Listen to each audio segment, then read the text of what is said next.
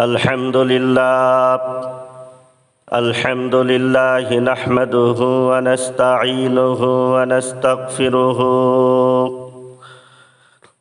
ونعوذ بالله من شرور أنفسنا ومن سيئات أعمالنا من يهده الله فلا مضل له ومن يضلل فلا هادي له ونشهد أن لا إله إلا الله وحده لا شريك له ونشهد أن محمدًا عبده ورسوله الذي أرسله بالحق بشيرا ونذيرا وداعيا إلى الله بإذنه وسراجا منيرا فقد قال الله تعالى في كلامه المجيد وفرقانه الحميد أعوذ بالله من الشيطان الرجيم بسم الله الرحمن الرحيم فلما بلغ معه السعي قال يا بني إني أرى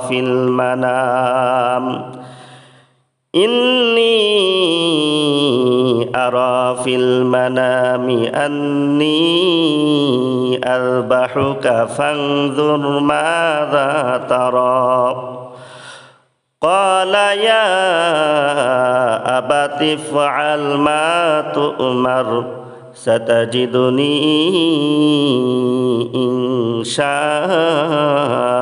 الله من الصابرين فلما أسلما وتله للجبين وناديناه أن يا إبراهيم قد صدقت الرؤيا إنا كذلك نجزي المحسنين إن هذا لهو البلاء المبين وفديناه بذبح عظيم عن زيد بن أرقم رضي الله تعالى عنه قال أصحاب رسول الله صلى الله عليه وسلم ما هذه الأضاحي يا رسول الله قال سنة أبيكم إبراهيم عليه السلام قالوا فما لنا فيها يا رسول الله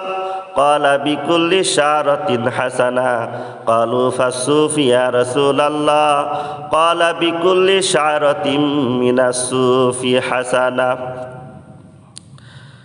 সম্মানিত মুসল্লিয়ানে কিরাম, সামনে আসছে পবিত্র ঈদুল আজহা বা কুরবানির ঈদ। আজহা বা কুরবানি অর্থ হলো ত্যাগ, আর ঈদ মানে খুশি। অতএব ঈদুল আজহার অর্থ হলো কুরবানির খুশি বা ত্যাগের খুশি। এই কুরবানির দিনে আল্লাহর উদ্দেশ্যে পশু জবাই করা হয়, এর মাধ্যমে মালের ত্যাগ স্বীকার করা হয়, মালের কুরবানি দেওয়া হয়। আর এই মালের কুরবানি দিতে পারার মধ্যে মুমিনের একটা আনন্দ বোধ থাকে, এজন্য একে কুরবানির ঈদ বলা হয়, আরবিতে বলা হয় ঈদুল আজহা। ইসলামে অনেক ধরনের কুরবানি বা ত্যাগের বিধান রয়েছে। এক ধরনের কুরবানি হলো জানের কুরবানি, যেমন নামাজ, রোজা, হজ, জিহাদ ইত্যাদির বিধান। এগুলি পালন করতে গেলে কিছুটা জানকে কষ্ট দিতে হয়, দেহকে কষ্ট দিতে হয়, এমনকি জিহাদে গেলে নিজের জীবনটাও চলে যেতে পারে। আরেক ধরনের কুরবানি হলো মালের কুরবানি, যেমন জাকাত, ফিতরা, কুরবানি, দান, সদকা ইত্যাদির বিধান। এসব বিধান পালনের মাধ্যমে মালের কুরবানি দেওয়া হয়। হজের মাধ্যমে জানেরও কোরবানি হয়, আবার মালেরও কোরবানি হয়। আরেক ধরনের কোরবানি হলো মনের কোরবানি, অর্থাৎ মনের চাহিদার কোরবানি, মনের খায়েশ ও চাহাতের কোরবানি। এই মনের কোরবানি হলো সবচেয়ে বড় কোরবানি, কারণ মানুষের পক্ষে জানমাল ব্যয় করা সহজ, অর্থাৎ জানমালের কোরবানি দেওয়া সহজ, কিন্তু মনের কোরবানি দেওয়া কঠিন। মানুষ অকাতরে নিজের সম্পদ ব্যয় করতে সহজে প্রস্তুত হয়ে যায়, কিন্তু নিজের মনের ধ্যান ধারণা, নিজের মনের বুঝ, এগুলো মানুষ সহজে ছাড়তে রাজি হয় না। রসুল করিম সাল্লাল্লাহু আলাইহি ওয়াসাল্লামের যুগে কাফেররা তাদের প্রচুর সম্পদ ব্যয় করেছে, এমনকি মুসলমানদের সাথে যুদ্ধে লিপ্ত হয়ে নিজেদের জীবন পর্যন্ত দিয়ে দিয়েছে। তবুও নিজেদের মনে কুফর শিরিকের যে ধ্যান ধারণা ছিল তা তারা ছাড়তে রাজি হয়নি, অর্থাৎ সব কিছুর কোরবানি দিতে তারা রাজি হয়েছে, মনের কোরবানি দিতে রাজি হয়নি। বোঝা গেল মনের কোরবানি হলো সবচেয়ে কঠিন, মনের কোরবানি হলো সবচেয়ে বড় কোরবানি। সামনে ঈদুল আজহার যে কোরবানি আসছে, এখানে পশু জবাইয়ের সাথে সাথে মালেরও কোরবানি হবে, সেই সাথে মনেরও কোরবানি হবে। এই কোরবানির পশু ক্রয় করতে, এই কোরবানির পশু জবাই করতে বিপুল পরিমাণ অর্থ ব্যয় হবে। এই অর্থের প্রতি মনের যে মায়া, সে মায়াকে ত্যাগ করে কোরবানি করতে হবে। কোরবানি করতে গেলে মনের মধ্যে গোশত খাওয়ার চেতনাটাই মূল হয়ে দাঁড়াতে চাইবে। মনের এই চেতনাকেও কোরবানি দিতে হবে এবং সম্পূর্ণ আল্লাহকে রাজি খুশি করার উদ্দেশ্যে কোরবানি করতে হবে। কোরবানির পশু ক্রয় করার সময় মনের মধ্যে আসবে সবচেয়ে দামি পশুটি ক্রয় করব, কিংবা যেটাকে ক্রয় করব সেটাকে সাজিয়ে পরিয়ে মোহরা দিব, যাতে মানুষ জানুক অমুক ব্যক্তি এই পশুটি কুরবানি দিচ্ছে। এভাবে মনের মধ্যে নাম শহরাতের চেতনাও এসে যেতে চাইবে, মনের এই চেতনাকেও কুরবানি দিতে হবে। এভাবে পশু কুরবানির সাথে সাথে মনেরও কুরবানি হয়ে যাবে। বরং মনের কুরবানিটাই হলো আসল, কারণ মনের এই সমস্ত গলত খেয়াল ত্যাগ না করলে কোরবানির আমলে কোনো এখলাস থাকবে না, আর কোনো আমলে এখলাস না থাকলে সেই আমলের কোনো মূল্য নেই। তাই মনের কোরবানি না দিয়ে শুধুমাত্র রক্ত মাংসের পশু কোরবানি করলে তাতে কোনো ফায়দা নাই। কোরআনে কারিমে বলা হয়েছে, লা ইয়ানালাল্লাহা লুহুমুহা ওয়ালা দিমাউহা ওয়ালাকিন ইয়ানালুহুত তাকওয়া মিনকুম কাযালিকা সাখখারাহা লাকুম লিতুকাব্বিরুল্লাহা আলা মা হাদাকুম ওয়া বাশশিরিল মুহসিনিন। এই কোরবানির পশুর রক্ত মাংস আদৌ আল্লাহর কাছে পৌঁছায় না। আল্লাহর কাছে পৌঁছাই তোমাদের মনের ইখলাস, তোমাদের মনের তাকওয়া, তোমাদের মনের আন্তরিকতাটাই আল্লাহর কাছে পৌঁছাই। কুরবানির রক্ত মাংস আল্লাহর কাছে পৌঁছায় না, আল্লাহর কাছে পৌঁছায় আমাদের মনের তাকওয়া, ইখলাস ও আন্তরিকতা। সম্মানিত মুসল্লিয়ানে কিরাম, কোরবানির বিধান প্রবর্তিত হওয়ার যে মূল ইতিহাস, সেখানেও মূল ছিল হযরত ইব্রাহিম আলাইহিস সালামের মনের কোরবানি। তিনি আল্লাহর হুকুমে তার কাছে দুনিয়ার সবচেয়ে প্রিয় জিনিস পুত্রকে কোরবানি দেওয়ার জন্য মন থেকে পূর্ণ প্রস্তুতি গ্রহণ করেছিলেন। এটি ছিল তার মনের কোরবানি। নিজের সন্তানের চেয়ে প্রিয় জিনিস দুনিয়াতে আর কি হতে পারে? সেই সন্তানকেই আল্লাহ পাক কুরবানি দেওয়ার জন্য হযরত ইব্রাহিম আলাইহিস সালামকে আদেশ দিয়েছিলেন। তাও কেমন পুত্র! প্রায় সারাটা জীবন হযরত ইব্রাহিম আলাইহিস সালাম ছিলেন নিঃসন্তান। সন্তানের জন্য আল্লাহর কাছে তিনি বারবার দোয়া করেছিলেন। নিজের বয়স হয়ে গিয়েছে, 120 বছর, আর তার স্ত্রীর বয়স হয়েছে 99 বছর। এ অবস্থায় আল্লাহ পাক তাকে একটি সন্তান দান করলেন, নাম ইসমাইল। পরবর্তীতে ইসহাক নামে আরেকটি সন্তান লাভ করেছিলেন। এই ইসমাইল আলাইহিস সালামের বয়স যখন 7 বছর হলো, আরেকটি বর্ণনা মতে 13 বছর হলো, তখন হজরত ইব্রাহিম আলাইহিস সালামকে স্বপ্নের মাধ্যমে আল্লাহ পাক নির্দেশ দিলেন, তোমার প্রিয় বস্তুকে কুরবানি করে দাও। নবীদের স্বপ্ন হয় ওহী। নবীগণ যা স্বপ্নে দেখেন তাতে কোনো সন্দেহ থাকে না। তাই স্বপ্ন অনুযায়ী তিনি পুত্রকে কুরবানি করার জন্য পূর্ণ প্রস্তুতি গ্রহণ করলেন। আমাদের স্বপ্ন দলিল নয়। অতএব আমরা যদি এমন কোনো কিছু স্বপ্নে দেখি যা শরিয়াতে নেই, তাহলে সেটা করা যাবে না। কেউ যদি স্বপ্ন দেখলো অমুক মাজারে চিন্নি দাও বা নজর নিয়াজ দাও, কিংবা অমুক পূজা মণ্ডপে সাপকে দুধ কলা দাও, তাহলে এসব স্বপ্ন অনুযায়ী আমল করা যাবে না। কেননা মাজারের সিন্নি বা নজর নিয়াজ দেওয়া বা গরু ছাগল দেওয়া জায়েজ নাই।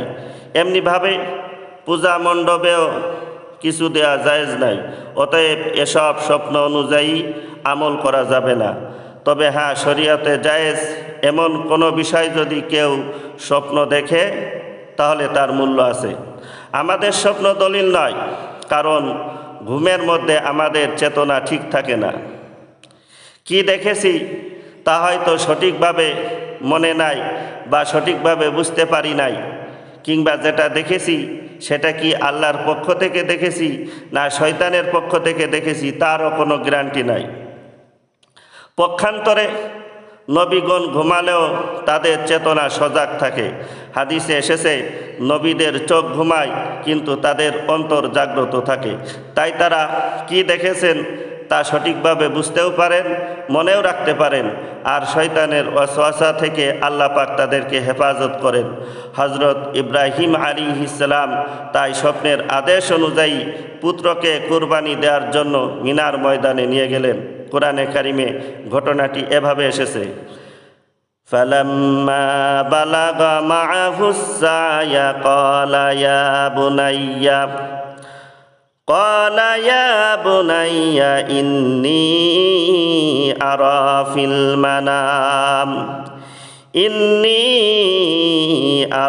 ফিল মানামি আন্নী আযবাহুকা ফানজুর মাযা তারা।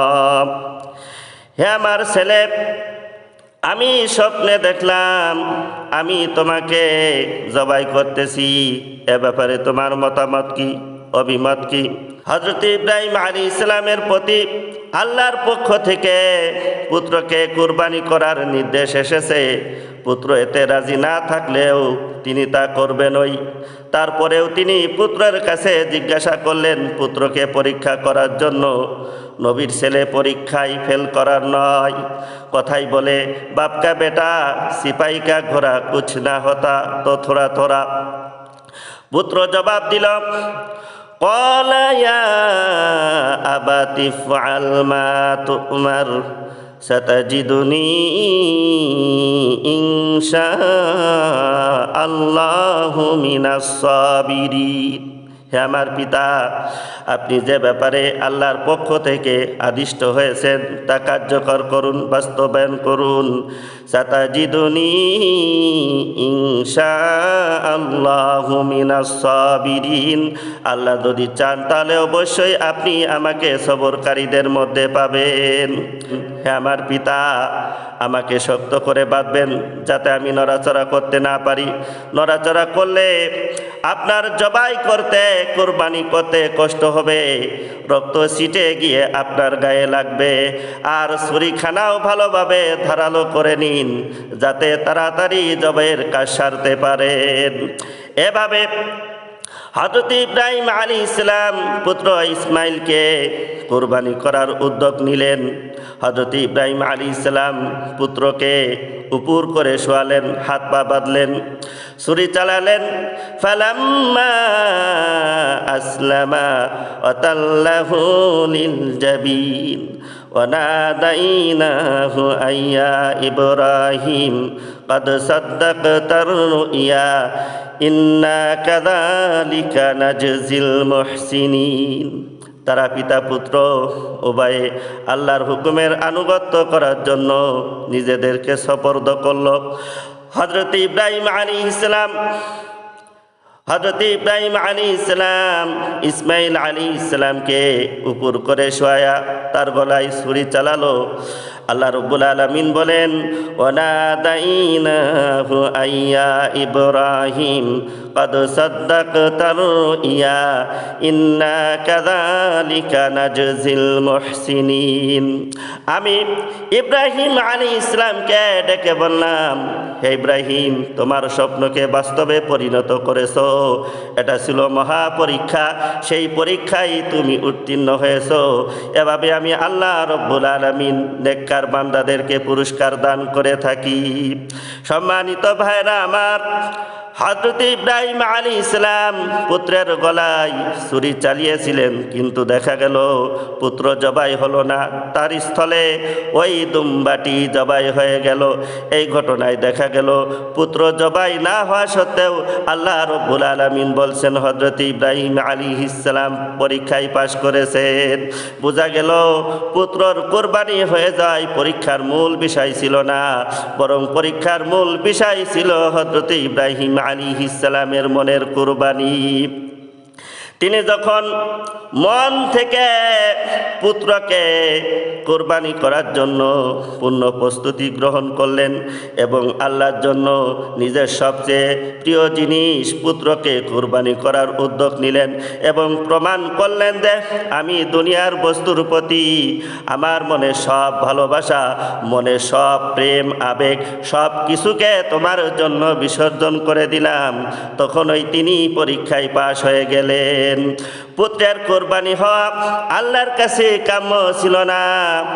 যদি পুত্রের কোরবানি হয় আল্লাহর কাছে কাম্য হতো তাহলে পুত্রই কোরবানি হয়ে যেত, বরং আল্লাহর কাছে কাম্য ছিল হযরত ইব্রাহিম আলাইহিস সালামের মনের কোরবানি। হযরত ইব্রাহিম আলাইহিস সালামের এই শিক্ষাকে ধরে রাখার জন্য আমাদের উপরও কোরবানির বিধান রাখা হয়েছে। আন যায়েদ ইবনে আরকাম রাদিয়াল্লাহু তাআলা আনহু قال قال أصحاب رسول الله صلى الله عليه وسلم ما هذه الأضاحي يا رسول الله قال سنة أبيكم إبراهيم عليه السلام। হযরত যায়েদ ইবনে আরকাম রাদিয়াল্লাহু তাআলা আনহু বলেন, আল্লাহর নবীর সাহাবীরা জিজ্ঞাসা করলেন, ইয়া রাসূলুল্লাহ মা হাদিল আদাহি, এই কুরবানিটা কি? আল্লাহর নবী জবাবে বললেন, ক্বালা সুন্নাতু আবিকুম ইব্রাহিম আলাইহিস সালাম, এটা তোমাদের জাতির পিতা ইব্রাহিম আলাইহিস সালামের আদর্শ। অতএব বোঝা গেল হযরত ইব্রাহিম আলাইহিস সালামের মতো মনের কুরবানি দিতে পারাই হলো এই কুরবানির শিক্ষা। অতএব আমরা যদি আল্লাহর হুকুম পালন করার জন্য নিজেদের মনের সব রকম জজবাকে কোরবানি দিতে পারি, যেমন সম্পদের মায়াকে উপেক্ষা করে আল্লাহর রাস্তায় সম্পদ ব্যয় করতে পারি, সম্পদ সঞ্চয় করে রাখার মোহকে কোরবানি দিয়ে যাকাত দিতে পারি, হজ করতে পারি, মানুষের ভালোবাসার উপর, ছেলেমেয়ের পরিবারের ভালোবাসার উপর আল্লাহ এবং আল্লাহ রসুলের ভালোবাসাকে প্রাধান্য দিতে পারি, এভাবে সব স্থানে মনের কোরবানি দিতে পারি, তাহলে কোরবানির শিক্ষা আমাদের মধ্যে এসেছে বোঝা যাবে। কোরবানির জন্য উত্তম পশু ক্রয় করতে বলা হয়েছে যাতে বেশি অর্থ ব্যয় হয় এবং মন থেকে অর্থের মায়ার কোরবানি হয়ে যায়। তাই কোরবানির পশু ভালো এবং রুষ্টপুষ্ট হওয়া উত্তম। ল্যাংড়া, পা ভাঙ্গা, কান কাটা, লেজ কাটা, শিং ভাঙ্গা অন্ধ পশু দ্বারা কোরবানি করা জায়েজ নয়। সম্মানিত ভাইরা আমার, কোরবানি করতে হবে আল্লাহর হুকুম পালন এবং সওয়াব অর্জন করার নিয়তে। নাম শহরাতের এবং মানুষকে দেখানোর নিয়ত থাকতে পারবে না। এই নাম শহরাতের জজবাকেও কোরবানি দিতে হবে। এমনকি গোশত খাওয়ার উদ্দেশ্যে কোরবানি করলেও কোরবানি সই হবে না। যদিও কোরবানির গোশত খাওয়া জায়েজ, তবে কোরবানির উদ্দেশ্য এটা থাকতে পারবে না। এ সমস্ত গলত নিয়ত থাকলে কোরবানি সই হবে না।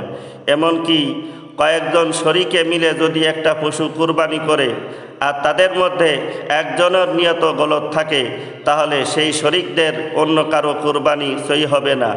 তাই শরীক নেয়ার ক্ষেত্রে খুবই সতর্ক থাকতে হবে। কারো সম্পর্কে যদি কোনোভাবে জানা যায় যে তার নিয়ত সহি নয়, তাহলে তার সাথে মিলে কোরবানি না করাই উচিত। এই বিষয়টা অত্যন্ত নাজুক। শরীকদের প্রত্যেকের নিয়ত সহি থাকতে হবে, অন্যথায় কারো কোরবানি সহি হবে না।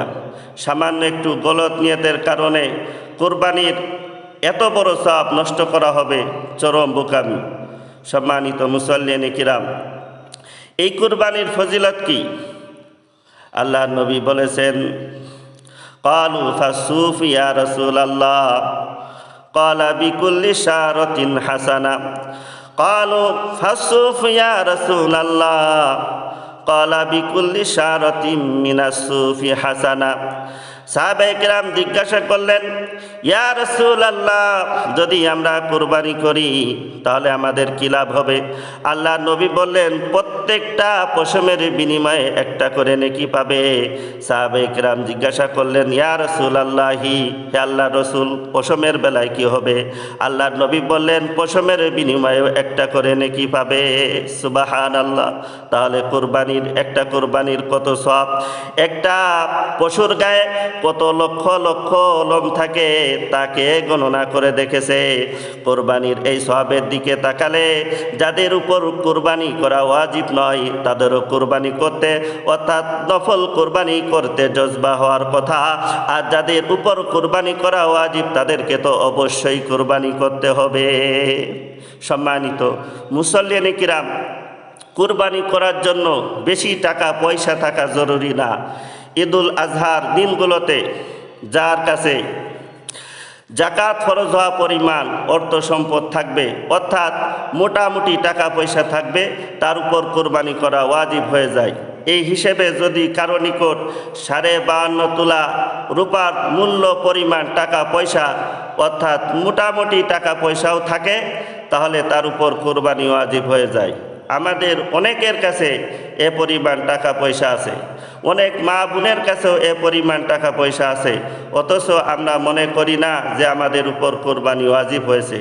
কার কাছে কি পরিমাণ টাকা পয়সা বা সোনা রূপা আছে বা ব্যবসায়িক মালামাল আছে, তা হিসেব করে জেনে নিতে হবে, তা হিসেব করে জানতে হবে।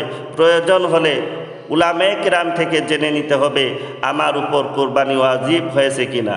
সম্মানিত মুসল্লিয়ানে কিরাম, কোরবানি ওয়াজিব হয়ে থাকলে টাকা পয়সার মায়াকে কোরবানি দিয়ে কোরবানি করতে হবে। সম্ভব হলে ওয়াজিবের বাইরেও নফল কোরবানি করার নিয়ম রয়েছে। মৃত পিতামাতার নামে, আপন জনের নামে, রসুল করিম সাল্লাল্লাহু আলাইহি ওয়াসাল্লাম এবং তার বিবিগণের নামেও আমরা কোরবানি করতে পারি। এভাবে দিল খুলে কোরবানি করতে হবে, প্রচুর সংখ্যক কোরবানি করতে হবে। ইসলামের জন্য যাদের দরদ নাই, ইসলামকে যারা মনে প্রাণে ভালোবাসে না, তারা কোরবানির দিনে এত সংখ্যক পশু জবাই হতে দেখে মনে মনে জ্বলতে থাকে এবং কোরবানি যেন কম হয়, এর জন্য তারা নানান যুক্তি পেশ করতে থাকে। কেউ কেউ বলে, যদি এই এক সময় এত পশু জবাই না হতো, বরং সারা বছর আস্তে আস্তে জবাই হতো, তাহলে সারা বছরে বহু মানুষের পুষ্টির ব্যবস্থা হতো। এই এক সময় এত পশু জবাই হয়, সারা বছর পুষ্টির ঘাটতি দেখা দিয়ে থাকে ইত্যাদি। তাদের এ যুক্তি ভুল। বেশি ব্যবহার করলেই ঘাটতি দেখা দিবে, এটা হলো বাস্তবতা বিরোধী কথা। বরং বাস্তব হলো যে জিনিসের যত বেশি ব্যবহার হয়, তার উৎপাদনও তত বাড়তে থাকে, আর যার ব্যবহার যত কম হয়, তার উৎপাদনও তত কম হয়। এই হিসেবে দেখা যায় কুকুর বিড়ালের সংখ্যা কম, কারণ এদের ব্যবহার কম, এগুলো কেউ খায় না, তাই এদের সংখ্যাও তেমন বাড়ে না। অথচ কুকুর বিড়াল একসাথে অনেকগুলো করে বাচ্চা দিয়ে থাকে, কিন্তু তাতে কোনো বরকত নাই। এর বিপরীত গরু ছাগল প্রতিদিন অনেক সংখ্যক জবাই করা হয়, তবুও তার সংখ্যা দিন দিন বাড়তে থাকে। আর যেই জিনিসের যত বেশি ব্যবহার হয়, মানুষও সেটা বেশি হারে উৎপাদনের দিকে মনোযোগ দিয়ে থাকে। কাজেই এ সমস্ত অপপ্রচারে প্রভাবিত না হওয়া উচিত। এগুলো হলো ইসলামের বিরুদ্ধে অপপ্রচার। এরকম অপপ্রচারে কান না দেওয়া উচিত। দিল খুলে খুশি মনে কুরবানি করা উচিত। রসুল করিম সাল্লাল্লাহু আলাইহি ওয়াসাল্লাম বলেছেন, ফাতিবু বিহা নাফসান, তোমরা দিল খুলে খুশি মনে কুরবানি করো। আল্লাহ তাআলা আমাদের মনের সব রকম ওয়াসওয়াসা দূর করে দিন এবং খুশি মনে দিল খুলে কুরবানি করা তৌফিক দান করুন। সম্মানিত ভাইরা আমার, একটা বিশেষ মাসআলা, 9 জিলহজ ফজর থেকে শুরু করে 13 জিলহজ আসর পর্যন্ত, অর্থাৎ মোট 23 ওয়াক্ত ফরজ নামাজের পর তাকবীরে তাশরিক বলা ওয়াজিব। জামাতে নামাজ হোক বা একা একই, সর্বাবস্থায় এটা বলতে হবে। পুরুষ হোক মহিলা হোক, সকলকে বলতে হবে। তাকবীরে তাশরিক হলো আল্লাহু আকবার, আল্লাহু আকবার, লা ইলাহা ইল্লাল্লাহু, আল্লাহু আকবার, আল্লাহু আকবার, ওয়ালিল্লাহিল হামদ। এই তাকবীর জোর আওয়াজে পড়া ওয়াজিব, তবে মহিলারা আস্তে পড়বে। নামাজে সালাম ফিরানোর সাথে সাথেই এই তাকবীর বলতে হবে। ইমাম সাহেব যদি ভুলে যান, তাহলে মুক্তাদিগণ সালাম ফিরানোর সাথে সাথেই এই তাকবীর বলবে। ইমামের বলার অপেক্ষায় থাকবে না। ঈদুল আজহার নামাজের পরও এই তাকবীর বলা কারো কারো নিকট ওয়াজিব। তাকবীরে তাশরিক একবার বলা ওয়াজিব, 3 বার বলা সুন্নত নয়। ঈদুল আজহার দিনে বিশেষ 13টি সুন্নত রয়েছে। 1, ভোরে খুব তাড়াতাড়ি ঘুম থেকে ওঠা। 2, মেসাক করা। 3, গোসল করা। 4, যথাসাধ্য উত্তম পোশাক পরিধান করা। 5, শরীয়ত সম্মত সাজসজ্জা করা। 6, খুশবু লাগানো। 7, ঈদগাহে যাওয়ার পূর্বে কোনো কিছু না খাওয়া। 8, আগে আগে ঈদগাহে যাওয়া। 9, ঈদুল আজহার নামাজ সকাল সকাল আদায় করা। 10, ঈদগাহে যেয়ে ঈদের নামাজ আদায় করা। 11, পায়ে হেঁটে ঈদগাহে যাওয়া। 12, ঈদগাহে যাওয়ার সময় জোরে জোরে তাকবীরে তাশরিক পাঠ করা। আল্লাহু আকবার, আল্লাহু আকবার, লা ইলাহা ইল্লাল্লাহু, আল্লাহু আকবার, আল্লাহু আকবার, ওয়ালিল্লাহিল হামদ। 13, এক রাস্তা দিয়ে যাওয়া আরেক রাস্তা দিয়ে প্রত্যাবর্তন করা। আল্লাহ পাক আমাদের সকলকে সব আমল সুন্দরভাবে সহিভাবে করা তৌফিক দান করুন।